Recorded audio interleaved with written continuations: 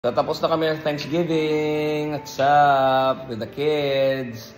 So, syempre, we put God in the center of the family. So, guys, happy Sunday! And we are ending our year with a grateful and thankful hearts. English yun ah. Oo, haba. Haba nun ah.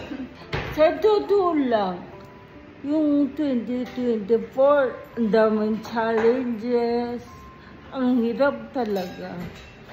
Pero, di ba, at least magtatapos yung taon, okay naman tayo, di ba? Kasi sabi nga, for me, ang gift ni God sa atin is yung life.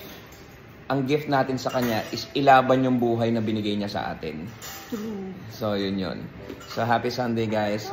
Hope you finish your Thanksgiving. And God is good all the time. Bye!